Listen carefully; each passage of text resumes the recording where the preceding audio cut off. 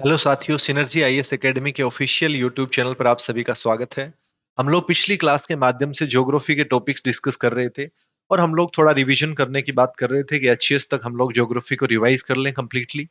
तो इसी कड़ी में जो है आज हम लोग दूसरी क्लास करेंगे और कुछ महत्वपूर्ण टॉपिक जो है जैसे अक्षांश देशांतर जैसे जो बेसिक टॉपिक है इवन दो तीन क्लास में, ताकि बेसिक क्लियर हो तो आप आगे की बात बहुत जल्दी जल्दी मेरी समझ पाएंगे। इसके लिए पहले छोटी छोटी बातें जो है क्लियर होना बहुत जरूरी है। हालांकि रिवीजन है, फिर भी आप लोगों को एक बार पिछला जो है याद दिलवाना बहुत जरूरी है, क्या पता आप भूल गए हो।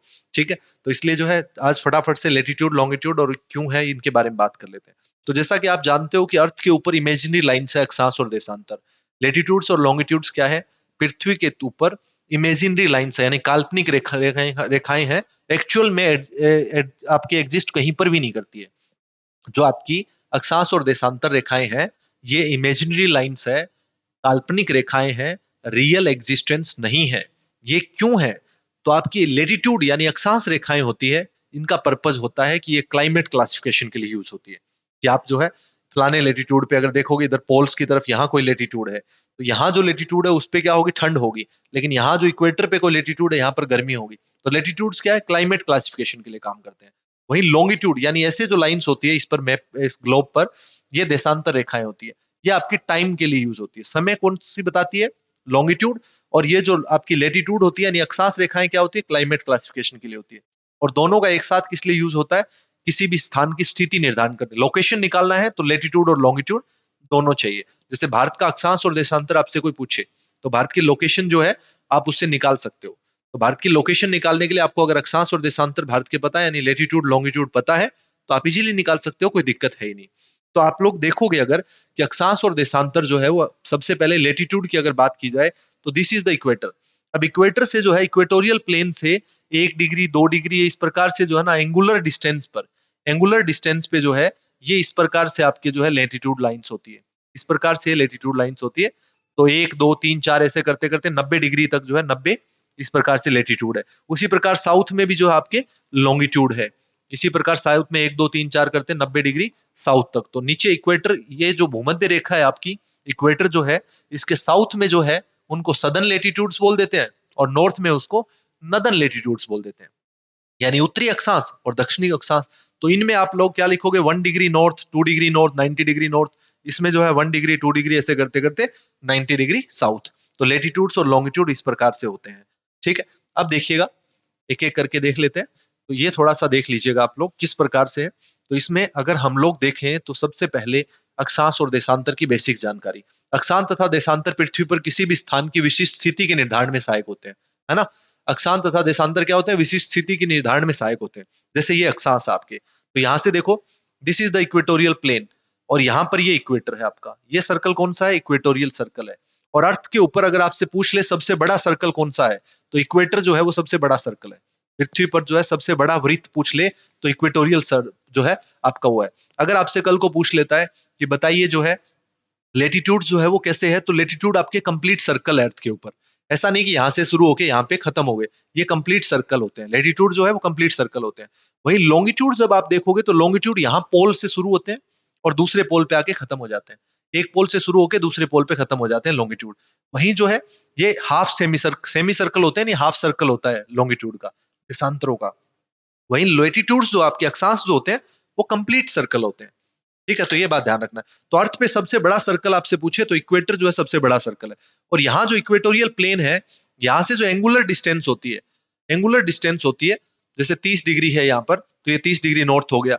यहाँ पर 1 डिग्री होगी, 2 डिग्री, इस प्रकार 30 डिग्री, 60 डिग्री, और फाइनली जो है 90 डिग्री नॉर्थ हो जाएगी अगर यहाँ से देखोगे तो। इसी प्रकार साउथ में भी यही सेम चीज हो जाएगी।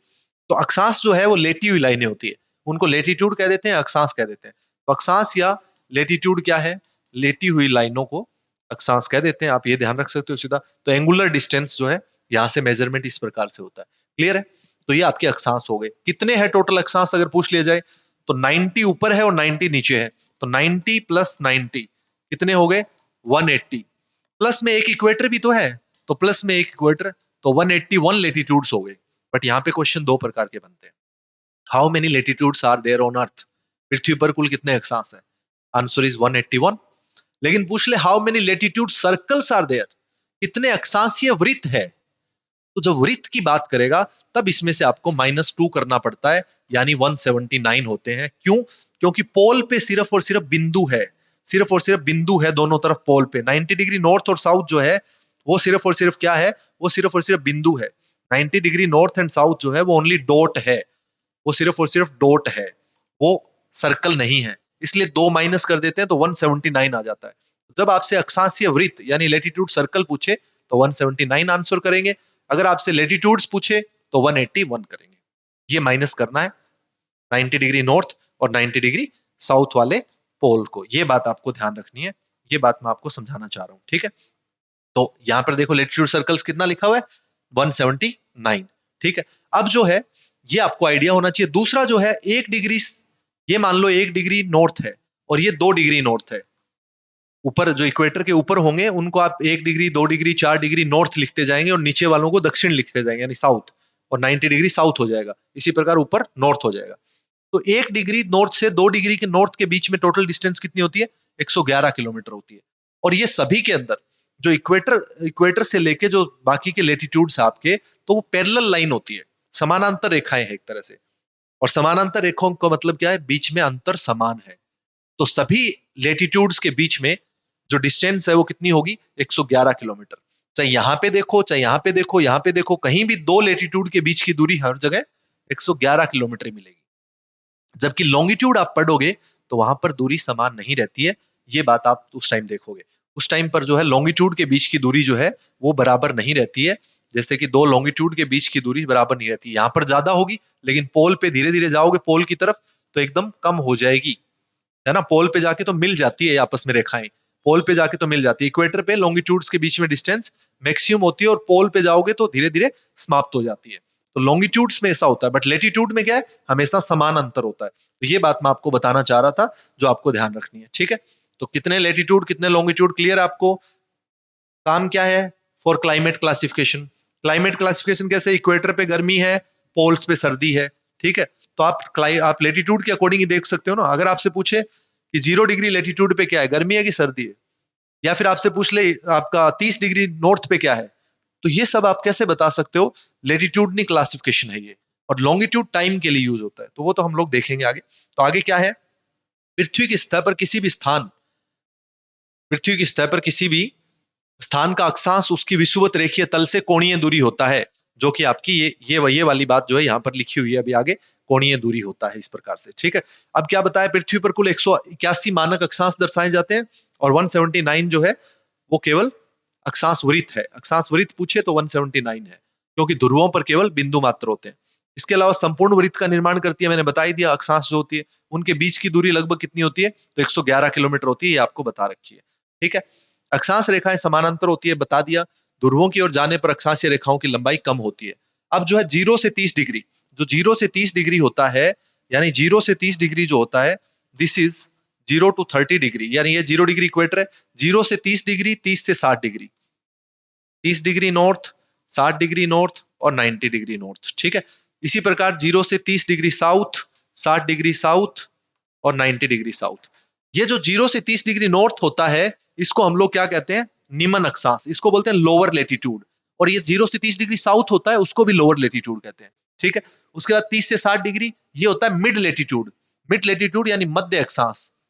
और उसके बाद 60 से 90 डिग्री वाला होता है, इसको बोलते हैं हाई लेटीट्यूड्स।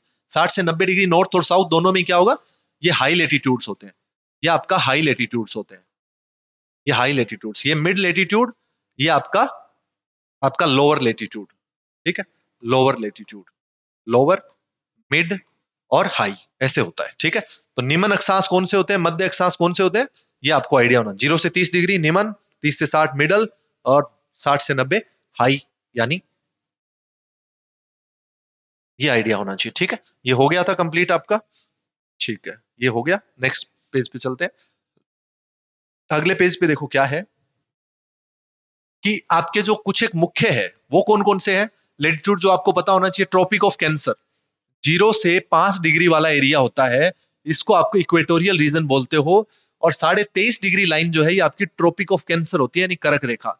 और 23.5 डिग्री साउथ जो होती है वो आपकी मकर रेखा होती है। और 66.5 डिग्री पे आर्कटिक सर्कल होता है, आर्कटिक वृत्त।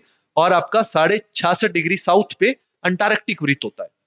अंटार्कटिक नीचे की तरफ है ना, साउथ में अंटार्कटिका महाद्वीप सुना है अभी अभी मैप में देखा है वर्ल्ड मैप में। तो अंटार्कटिक सर्कल किधर होगा, साउथ में। और आर्कटिक महासागर किधर है, नॉर्थ में। तो आर्कटिक वृत्त किधर है, नॉर्थ में। तो ये आपको पता होना चाहिए। फिर 90 डिग्री नॉर्थ पे और 90 डिग्री साउथ। ठीक है, तो ये जो एरिया है इसको आप लोग क्या कहते हैं, ये मैं बताना चाह रहा हूं कि 0 से 5 डिग्री नॉर्थ और साउथ का जो क्षेत्र होता है इसको आप क्या कहते हैं, विषुवत रेखीय क्षेत्र या विषुवतीय क्षेत्र, यानी अंग्रेजी में इक्वेटोरियल रीजन कहते हैं। 5 से 23.5 डिग्री, या फिर हम लोग ये कह सकते हैं कि ये वाला रीजन जो है आपका, जो इक्वेटर और 23.5 डिग्री के बीच का है, इसको बोलते हैं ट्रॉपिकल रीजन, उष्ण कटिबंधीय क्षेत्र। इसको क्या बोलते हैं, ट्रॉपिकल रीजन या उष्ण कटिबंधीय क्षेत्र। This region is tropical region या उष्ण कटिबंधीय। इधर आपको दिखा रखा है ये प्रॉपर, तो ध्यान से देख लेना है आप लोगों को, ठीक है ना, प्रॉपर दिखा रखा है। उसके बाद शीतोष्ण कटिबंधीय रीजन, यानी शीत प्लस उष्ण, ना गर्मी है ना ठंड है, तो वो शीतोष्ण हो जाता है। शीत माने ठंडा होता है, उष्ण माने गर्मी, तो शीत प्लस उष्ण जो है शीतोष्ण। दिस रीजन इज शीतोष्ण कटिबंधीय। ये वाला रीजन आपका क्या है, शीतोष्ण कटिबंधीय। और फिर यहाँ पर पोल पे तो ठंड पड़ेगी बहुत ज्यादा, ध्रुवों पर ठंड होती है, तो ये आपका कौन सा होगा, शीत कटिबंध यानी पोलर रीजन। पोलर रीजन होगा जहां पर ठंड होगी बहुत ज्यादा। तो ये आपका ठंड वाला एरिया, ये आपका गर्मी वाला एरिया है, और ये आपका ना ज्यादा गर्मी ना ज्यादा ठंड वाला एरिया। ठीक है, इस प्रकार से। तो इक्वेटोरियल, इक्वेटोरियल रीजन हो गया। इसी प्रकार नीचे की तरफ भी सेम होता है। ये आपका जो है उष्ण कटिबंधीय क्षेत्र यानी ट्रॉपिकल। उसके बाद ये आपका सब ट्रॉपिकल हो जाएगा, टेम्परेट बोल देते हो इसको, टेम्परेट रीजन बोल देते हैं आप। ठीक है, उसके बाद जो सबसे नीचे वाला है वो आपका पोलर रीजन हो जाएगा। तो इस प्रकार से जो आपको ध्यान रखना है। ठीक है, इसके बाद नेक्स्ट हो गया ये। अब देशांतर पे आ जाओ। देशांतर का क्या यूज है, तो सबसे पहले देशांतर का यूज क्या है आपको ये पता होना। देशांतर यानी लॉन्गिट्यूड किस लिए यूज होते हैं, टाइम के लिए यूज होते हैं, टाइम के लिए यूज होते हैं देशांतर, ये और टाइम। ठीक है, तो पृथ्वी की सतह पर किसी भी स्थान का देशांतर उस स्थान की प्रधान मध्य रेखा तल से कोणीय दूरी दर्शाता है। देखो सिंपल भाषा में समझ लो, दिस इज अर्थ। तो यहां से पोल जोड़ता है, जो पोल टू पोल जोड़ती है जो लाइन, पोल से पोल जोड़ती है जो लाइन, ये दिखेगा नहीं इस पे, पोल टू पोल जो लाइन जोड़ती है, पोल टू पोल, ध्रुव से ध्रुवों को जोड़ रही है, तो वो आपकी लाइन क्या होती है, वो आपकी देशांतर रेखाएं होती है। और सबसे पहली देशांतर रेखा जो है वो आपने कहां पर लगाई थी, 0 डिग्री देशांतर जो है ये आपकी कहां पर है, तो ये आपकी ग्रीनविच मीन टाइम इसको बोलते हैं, और ग्रीनविच मेरिडियन लाइन भी बोलते हैं इसको। तो मेरिडियन लाइन या प्राइम मेरिडियन लाइन कहते हैं, प्रधान मध्य रेखा, प्राइम मेरिडियन लाइन। या ग्रीनविच क्यों, क्योंकि ये जो लाइन है ये लंदन के अंदर, ब्रिटेन के अंदर लंदन है, लंदन में एक फेमस ऑब्जर्वेटरी होती थी, ग्रीनविच ऑब्जर्वेटरी। उस ग्रीनविच ऑब्जर्वेटरी से निकलती है, जिसको सबसे पहले बेसिक लाइन माना गया था। तो प्रधान मध्य रेखा या 0 डिग्री देशांतर जो है कहां से गुजरती है, ग्रीनविच रेखा से गुजरती है। और ये कहां पर है, लंदन के अंदर है, लंदन ब्रिटेन के अंदर है। ठीक है, तो ये आपको पता होना चाहिए। तो 0 डिग्री देशांतर।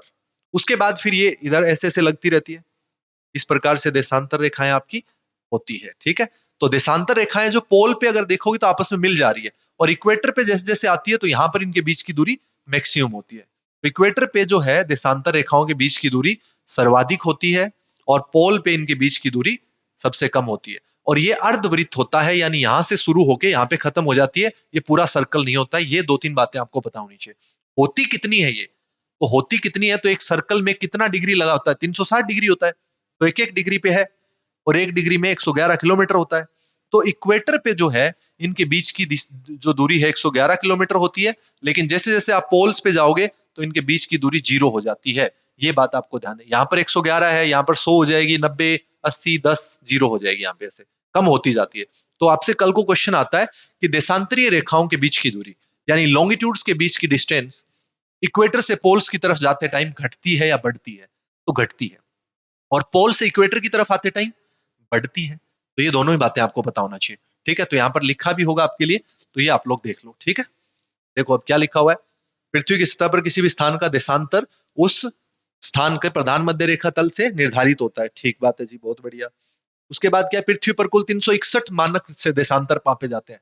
361 क्यों, क्योंकि 180 डिग्री जो लाइन होती है उसको 2 बार माप लिया जाता है। कैसे, इसमें कंफ्यूजन हो सकती है बच्चों को। जैसे कि अगर मैं बनाऊं तुम्हारे लिए, यहाँ पर दिस इज वर्ल्ड मैप, ये विश्व मानचित्र है, ये प्रधान मध्य रेखा है। तो 0 यहाँ पर है, 1 2 3 4 5, ये ईस्ट की तरफ है, दिस इज वेस्ट। तो 1 2 3 4 5 वेस्ट की तरफ, 180 डिग्री वेस्ट और 180 डिग्री ईस्ट, ठीक है, ये 0 डिग्री है।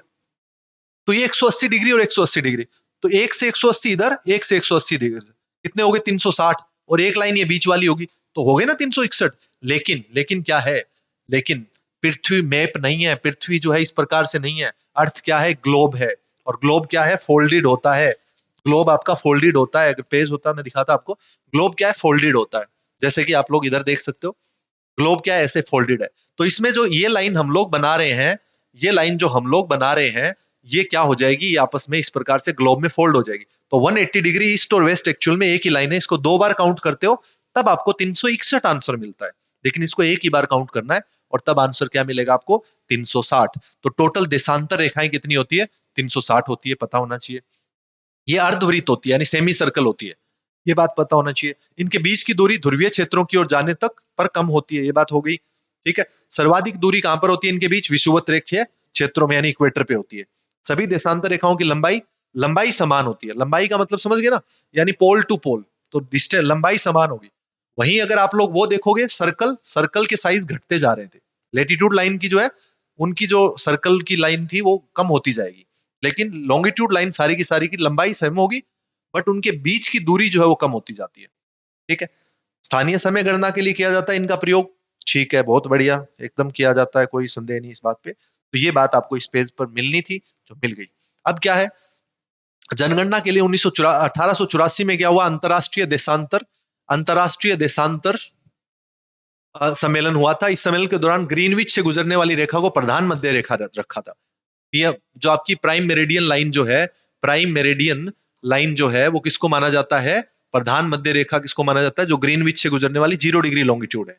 ठीक है, और ग्रीनविच के समय को क्या माना जाता है, अंतरराष्ट्रीय समय, यानी इंटरनेशनल स्टैंडर्ड टाइम, आईएसटी आप लोग देखते हो ना, इंटरनेशनल स्टैंडर्ड टाइम, तो वो क्या है, ग्रीनविच लाइन 0 डिग्री इंटरनेशनल, और इसी को क्या बोलते हैं, GMT, GMT Greenwich main time भी बोलते हैं।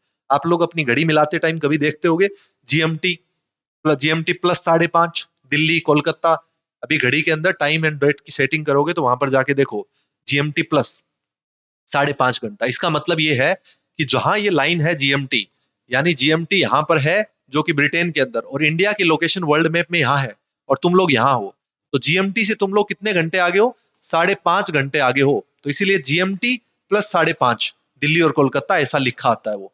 ठीक है, तो जीएमटी क्या है, इंटरनेशनल स्टैंडर्ड टाइम जीएमटी पर ही है। अन्य देशों के समय जीएमटी के सापेक्ष की जाती है, यानी अन्य देशों के टाइम की गणना किससे करते हैं, हम जीएमटी को रेफरेंस मान के करते हैं।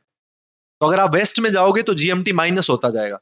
इसमें क्या रहता है, वेस्ट में जाओगे, ये वेस्ट है ये ईस्ट है, अगर ईस्ट टू वेस्ट जाओगे तो आपका टाइम घटता जाता है, और वेस्ट टू ईस्ट जाओगे तो टाइम बढ़ता जाता है। जैसे कि यहाँ पर जीएमटी माइनस करते जाओगे आप, इधर की तरफ जीएमटी प्लस करते जाओगे। ठीक है, ये बात थोड़ा सा आइडिया आप लोगों को ध्यान में रखना है। ठीक है, अब ये जीएमटी जो है वो कहाँ कहाँ से गुजरती है, यानी 0 डिग्री लॉन्गिट्यूड, 0 डिग्री देशांतर, या फिर जीएमटी लाइन जो है वो किन किन देशों से गुजरती है, ये बात भी आपको थोड़ी ना कहीं आइडिया हो। कहाँ कहाँ से गुजरती है देख लो, यूके से गुजरती है बिल्कुल, फ्रांस से, स्पेन से, अल्जीरिया से, माली से, इसके अलावा बुर्किना फासो, इसके अलावा जो है घाना, टोगो और अंटार्कटिका, इन इनसे 9 जो है देशों से या 9 जगहों से जो है आपकी ये गुजरती है, कौन सी लाइन, ग्रीनविच लाइन या प्रधान मध्य रेखा, 0 डिग्री देशांतर जिसको कहते हैं। अब जो टाइम निकाला जाता है, वो टाइम कैसे निकाला जाता है, देशांतर रेखाओं के माध्यम से निकाला जाता है, क्योंकि आपको पता है कि अर्थ जो है वो ऐसे रोटेट करती है, और 360 डिग्री का एक रोटेशन होता है, और 360 डिग्री अर्थ कितने घंटे में घूमती है, 23 घंटे 56 मिनट इस तरह का, बट 24 घंटे अप्रोक्सीमेटली माना जाता है। तो 24 घंटे में अर्थ जो है वो एक राउंड, एक जो है रोटेशन कंप्लीट करती है। तो एक रोटेशन जब अर्थ 24 घंटे में पूरा करती है, इसका मतलब है 360 डिग्री कवर कर लेती है। मान लीजिए यहां से चली, तो 24 घंटे में 360 डिग्री घूम के यहीं पे आ जाएगी ना, तभी तो एक रोटेशन कंप्लीट होता है। तो 24 घंटे में अर्थ अगर 360 डिग्री घूमती है, तो इससे आप निकाल सकते हो कि एक घंटे में कितना घूमती है, तो 24 डिवाइड करोगे तो 15। तो पृथ्वी पर एक घंटा जो है वो किसके बराबर होता है, 15 डिग्री के बराबर होता है। एक घंटा किसके बराबर होता है, 15 डिग्री के बराबर होता है, यही बात यहाँ पे निकाल रखी है, एक घंटा 15 डिग्री। यानी इसका मतलब ये भी है, अगर मैं तुम लोगों को यहाँ पर समझाऊं तो इसका मतलब ये भी है, क्या है इसका मतलब, सपोज करो अगर आप यहाँ पर है 0 डिग्री, इस मैप को मैं थोड़ा बड़ा ले लेता हूँ, तुम्हें 2-4 बात यहाँ पर टाइम निकालना सिखा देता हूँ। ठीक है, देखिएगा, दिस इज अर्थ, ये 0 डिग्री देशांतर है, 0 डिग्री लॉन्गिट्यूड, या फिर प्रधान मध्य रेखा बोलो, या फिर इसको क्या बोलो, ग्रीनविच मीन टाइम या ग्रीनविच मीन लाइन बोलो। ठीक है, ओके। बैकग्राउंड थोड़ा अच्छा नहीं लगा ये, एक सेकंड।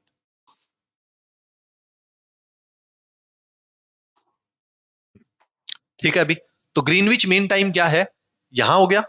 अब यहां से आप लोग अगर मान लीजिए आप गए 15 डिग्री ईस्ट में, तो यहां 1 घंटे का फर्क पड़ जाएगा, और ये 180 डिग्री ईस्ट है लास्ट, तो यहां से यहां तक जाओगे तो कितने घंटे का फर्क पड़ जाएगा, 12 घंटे का।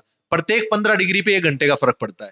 ठीक है, इधर की तरफ आओगे तब भी क्या है, प्रत्येक 1 डिग्री वेस्ट में आओगे तो भी 1 घंटे का फर्क पड़ेगा। यानी अगर यहाँ 12 बजे हुए हैं तो इधर 11 बज जाएंगे, और यहां अगर जाओगे तो यहां पर कितने बज जाएंगे, 1 बज जाएगा।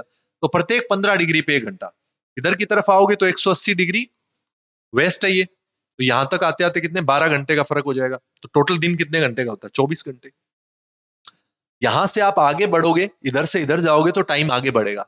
कैसे, अगर यहां पर सपोज करो 12 बजे हुए हैं दोपहर के, तो इधर 11, 10, 9, 8, 7, 6 ऐसे, और इधर की तरफ 1, 2, 3, 4 आगे, 1, 2 का मतलब है 13, 14, 15, 24 तक, इस प्रकार से जो है आगे बढ़ता है टाइम। तो वेस्ट टू ईस्ट टाइम आगे बढ़ता है, ईस्ट टू वेस्ट जो है वो टाइम पीछे आता है, because of the rotation of earth. कैसे है, वेस्ट टू ईस्ट है, ऐसे है। समझ रहे हैं आप लोग बात को। तो हो सकता है कि सूर्य जो है वो एक जगह पर पहले निकलता है, दूसरे पे लेट। जैसे इंडिया के अंदर अगर देखोगे तो अरुणाचल प्रदेश में जो सूर्य निकलता है वो गुजरात की अपेक्षा 2 घंटे पहले निकलता है, क्योंकि गुजरात की लोकेशन ये है और अरुणाचल प्रदेश की लोकेशन ये है। तो सपोज करो सूर्य यहाँ है, तो सबसे पहले किसको देखा, अरुणाचल प्रदेश। उसके बाद धीरे धीरे गुजरात सामने आया 2 घंटे बाद। 2 घंटे क्यों, इंडिया का लेटीट्यूड और लॉन्गिट्यूड पढ़ोगे आप, पता लग जाएगा। इंडिया का जो है लॉन्गिट्यूडनल एक्सटेंशन अगर देखोगे आप लोग, तो उसमें 30 डिग्री का फर्क है। तो 30 डिग्री का फर्क है, तो 15 डिग्री में 1 घंटा होता है, तो 30 डिग्री में 2 घंटा होता है। This is the reason. तो ये मैं आपको बताना चाह रहा था कि इस प्रकार से ये चीजें होती है। ठीक है, तो ये 15 डिग्री पे 1 घंटा, इस प्रकार से चीजें हो जाएगी। यहाँ पर डेट, इंटरनेशनल डेट लाइन भी आपको देखनी होती है, वो भी हम लोग बात करें, लेकिन ये बात आपको समझ में आ गई होगी। अब आ जाओ इधर। तो अब ये कहता है कि पृथ्वी को 15 डिग्री के 24 कालखंडों में विभाजित किया गया है। ठीक है, पृथ्वी को 24 कालखंडों में विभाजित किया गया। उससे पहले ये और देख लो 1 मिनट। हाँ, ये और देख लो। देखो क्या है, वेस्ट, ईस्ट।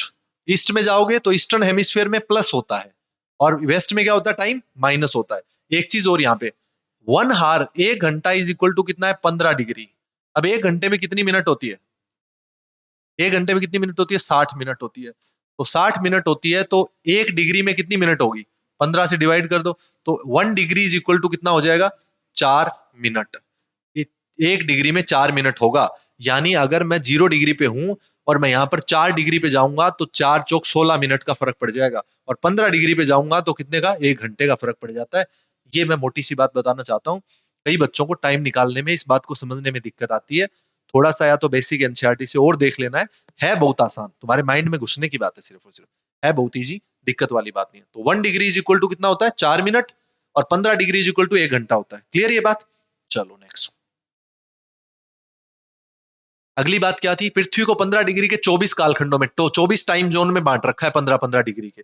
ठीक है, में विभाजित किया जाता है। स्थानीय समय गणना के लिए देश एक मानक देशांतर चुनते हैं, और यह देशांतर सामान्यतः 15 या 7.5 से विभाजित किया जाता है। जैसे इंडिया का अगर देखोगे तो इंडिया का क्या है, 82.5 डिग्री ईस्ट जो है, जो कि कहां पर है, उत्तर प्रदेश के मिर्जापुर से गुजरता है। तो वो लाइन जो है इंडिया के अंदर 82.5 डिग्री क्या है, इंडिया का स्टैंडर्ड टाइम है। तो ये जो है 7.5 से विभाजित होता है आपका। तो 7.5 और 15 का मल्टीपल क्यों लिया जाता है, क्योंकि आधी घंटा बराबर होता है 7.5 डिग्री, और 15 डिग्री 1 घंटे के बराबर होता है। तो आपको मल्टीप्लीकेशन, जो टाइम निकालने की कैलकुलेशन है, वो आसान हो जाती है। This is the only reason, इसलिए ये बात लिखी हुई है। तो भारत का मानक समय गणना का देशांतर कितना है, 82.5 डिग्री है, और जीएमटी से 5.5 घंटे आगे है, क्योंकि इंडिया किधर पड़ता है, ईस्ट में, और ईस्ट में जाते हैं तो टाइम आगे बढ़ता है।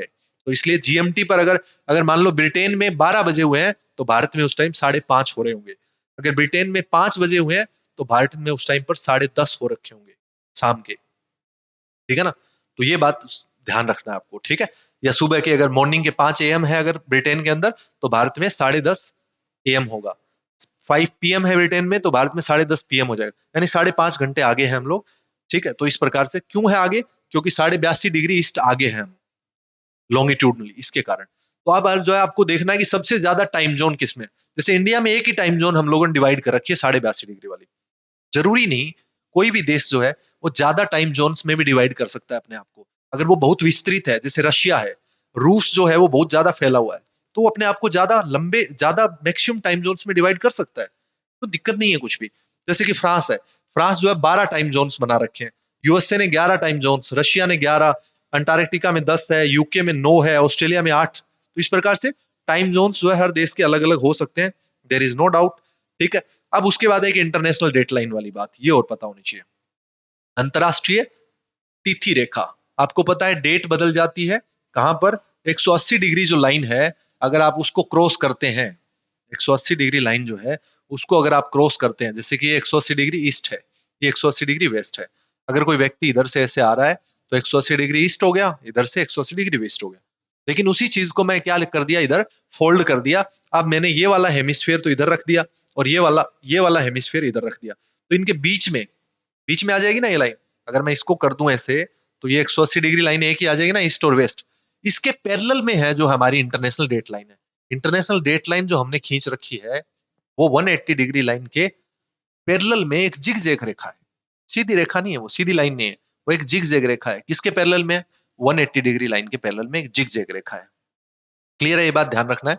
तो eastern hemisphere India Japan, western hemisphere USA Canada. लेकिन अब मैं इंटरनेशनल डेट लाइन को अगर बीच में रख दूं, तो आपको एक तो ये ध्यान रखना है कि 180 डिग्री इंटरनेशनल डेट लाइन नहीं है, 180 डिग्री के पैरेलल में एक जिगजैग रेखा है जो इंटरनेशनल डेट लाइन है। जिगजैग क्यों है ये रेखा? ताकि किसी एक आइलैंड पे या एक कंट्री में दो डेट ना हो जाए, इसलिए हम लोगों ने उनको बचा रखा है, इसलिए जिगजैग है। जैसे कि इसमें कौन कौन सा बचा रखा है, इधर ईस्टर्न साइबेरिया है, इधर एल्यूशियन आइलैंड है, इधर जो है पैसिफिक ओशियन के आइलैंड बचा रखे हैं कितने सारे, इसलिए इसको जिगजैग लाइन बना रखा है। This is the international date line, ये वाली है। अगर कोई व्यक्ति इसको, अगर यहां से देखो तो ये ईस्टर्न हेमिस्फीयर है लेकिन डायरेक्शन वेस्ट है, और ये आपका वेस्टर्न हेमिस्फीयर है लेकिन डायरेक्शन ईस्ट है। समझ गए ना आप? थोड़ा सा दिमाग लगाओगे तो समझ जाओगे। अभी मैंने इस हिस्से को कहां रखा हुआ है, इधर, और इस हिस्से को कहां रखा हुआ है, इधर। तो ये 180 डिग्री लाइन मेरे बीच में आ गई। ठीक है, अब क्या है, अगर कोई व्यक्ति इधर से इधर आता है, तो यहां पर जो है अगर 1 तारीख है, तो यहां पर 2 तारीख होगी, यानी 1 तारीख का दिन उसके जीवन में चला जाएगा और वो 2 तारीख में आ जाएगा सीधा। तो इसको बोलते हैं कि एक दिन वेस्ट हो गया, उसका लॉस हो गया उसको एक दिन का। वहीं कोई व्यक्ति यहाँ पे 2 तारीख में जी रहा है, अगर वो इधर चला जाता है तो वो 1 तारीख में चला जाएगा, उसको एक दिन का गेन हो जाता है। तो इंटरनेशनल डेट लाइन पे क्या होता है, लॉस और गेन इसे होता है, यानी दिन तारीख जो है इधर ऐसे बदलती है, थोड़ा आइडिया होना चाहिए। अंतरराष्ट्रीय तिथि रेखा 180 डिग्री देशांतर के समानांतर चलती है, 3 स्थानों पर विचलित होती है। कहां कहां पर? पूर्वी साइबेरिया, एल्यूशियन और प्रशांत महासागरीय द्वीप। ये बात भी आपको कहीं ना कहीं पता होनी चाहिए, कभी भी काम आ सकती है। ठीक है, तो ये बात आपको पता होनी चाहिए थी, राइट। इसके बाद क्या है,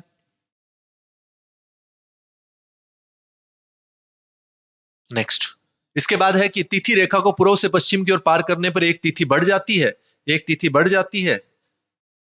इधर पूर्व से पश्चिम की ओर मतलब है पूर्व से पश्चिम की ओर, तो एक तिथि बढ़ जाती है ना। हाँ, इधर एक था, इधर दो हो गया। इस रेखा के पूर्व से पश्चिम की ओर पार करने पर एक दिन का नुकसान हो जाता है। अगर आप इधर से इधर पार पार कर दोगे इसको, तो नुकसान हो जाएगा आपको। इधर से इधर पार कर दोगे तो आपका एक दिन चला गया आपके जीवन से, यही बात इधर लिखी होती है। ठीक है, तो ये बात आपको ध्यान रखना है। उसके बाद महाद्वीप महासागर का छोटा मैप है जिसको आपको पता होना चाहिए। क्या पता होना चाहिए? इधर नॉर्थ अमेरिका महाद्वीप, इधर साउथ अमेरिका, इधर पैसिफिक ओशियन है, इधर अटलांटिक ओशियन है, इसके बाद इधर आर्कटिक ओशियन है, इधर सदर्न ओशियन है, इधर अंटार्कटिका आ गया, अफ्रीका आ गया, यूरोप आ गया, एशिया आ गया, इंडियन ओशियन, ऑस्ट्रेलिया, और ये पैसिफिक ओशियन इस तरफ भी, इस तरफ, क्योंकि अर्थ गोल है, पृथ्वी गोल है, धरती गोल है, मालूम तो है सब आपको। दिक्कत कहाँ है? ठीक है, तो इस प्रकार से गोल का मतलब जियोड है, तो मिली हुई है ना, ये मैप की फॉर्म में तो दिखा रखा है इसलिए ऐसा दिख रहा है, अदरवाइज तो गोल है ना, ग्लोब में देखोगे तो पैसिफिक ओशियन उधर और इधर दोनों दिखेगा। क्लियर है बात? यानी मैं ये कहना चाहता हूं आपको, क्या कहना चाहता हूं मैं, ये ग्लोब में देखोगे तो पैसिफिक ओशियन इधर भी है और इधर भी है, ये वाली बात थी। क्लियर है? तो इसी के साथ जो है आज वाली क्लास यहीं पर समाप्त कर देते हैं। ठीक है, आज वाली क्लास यहीं पर समाप्त कर देते हैं। बाकी अगली क्लास में और करेंगे हम लोग रिवाइज़ चीज़ों को और देखेंगे ज्योग्राफी के बारे में। So see you in the next class, तब तक पढ़ते रहिए अच्छे से। Bye bye, thank you so much.